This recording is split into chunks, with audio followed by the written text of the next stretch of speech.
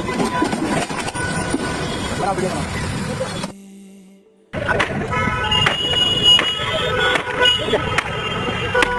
गया है, खराब हो गया, बोल रहा 90,000 रुपये का बैटरी डालो।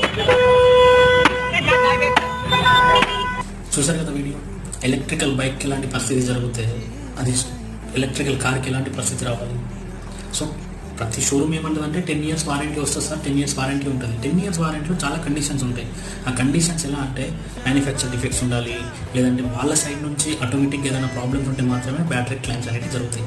అలానే మనం ఎలక్ట్రికల్ కార్ కొన్నప్పుడు దాదాపుగా కార్ కంటే ఎక్కువగా బ్యాటరీ పైన ఇన్వెస్ట్మెంట్ అనేది చేస్తాం. సో సడన్గా మన సైడ్ నుంచి యాక్సిడెంట్ అయ్యో లేకపోతే ఏదో చిన్న చిన్న కొన్ని ఇష్యూస్ జరుగుతాయి. అలాంటివి జరిగి మన కార్ బ్యాటరీ డ్యామేజ్ అయితే ఆల్మోస్ట్ 70% అంటే ఒక 10 లక్షల కార్లు 7 లక్షల రూపాయలు ఎక్కడి నుంచి తెచ్చి కడతాం మనం. సో అలానే మన భారతదేశంలో ఇన్సూరెన్స్ క్లెయిమ్స్ ఎంట్రీ ఇట్లా పెట్టంగానే జరుగుతాయి అంటే కావు.